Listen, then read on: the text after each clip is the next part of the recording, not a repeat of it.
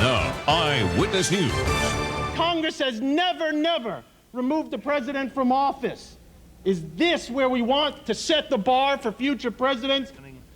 It's presidential conduct that Congress will now investigate. Tonight, the House Judiciary Committee votes to launch an impeachment inquiry into President Clinton's behavior.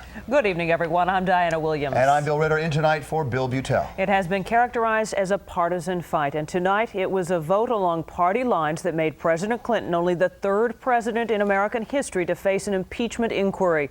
Tonight's vote came after much debate over congressional strategy for dealing with the possibility of impeachment and how far an impeachment inquiry should go.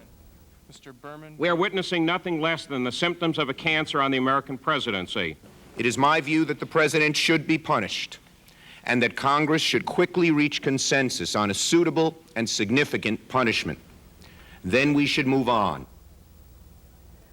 Tonight's vote was 21-16, completely along party lines. The Republican-controlled committee rebuffed Democratic attempts to limit its time and scope, and the full House will now vote on the measure by week's end. With more on tonight's developments, here is ABC's Monica Schumann. As expected, in a straight party line vote, the House Judiciary Committee opened the door for an impeachment investigation of President Clinton. Mr. Chairman, there are 21 ayes and 16 noes.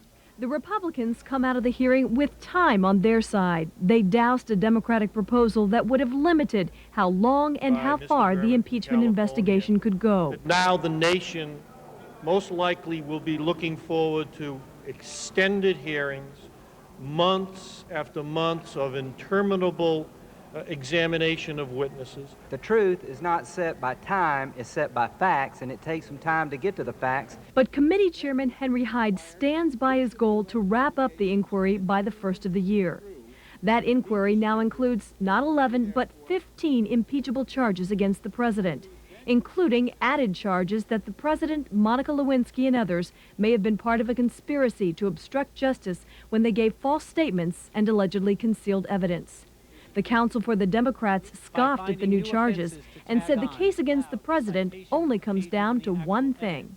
That is, that the president was engaged in an improper relationship which he did not want disclosed is the core charge that Mr. Starr and the majority staff suggest triggers this constitutional crisis. And while the committee voted on the president's fate,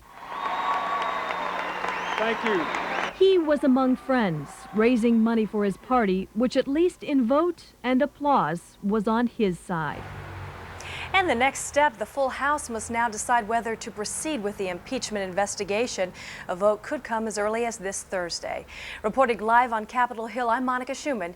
Now back to you, Diana. Monica, if the vote on this Thursday is to approve that measure, what happens then after that? Well, the next step would be for the Judiciary Committee then to begin the impeachment investigation. And we're told that could possibly go back to the committee possibly after the November elections. But that decision would be up to the chairman of that committee, and he will be the one to decide what date they would start. Again, he's the one who would like to wrap it all up by the end of the year. Diana? Okay, thank you very much, Monica Schumann in Washington. Thanks for joining us. And there will be much more on the impeachment inquiry facing the president coming up on Nightline immediately following this broadcast.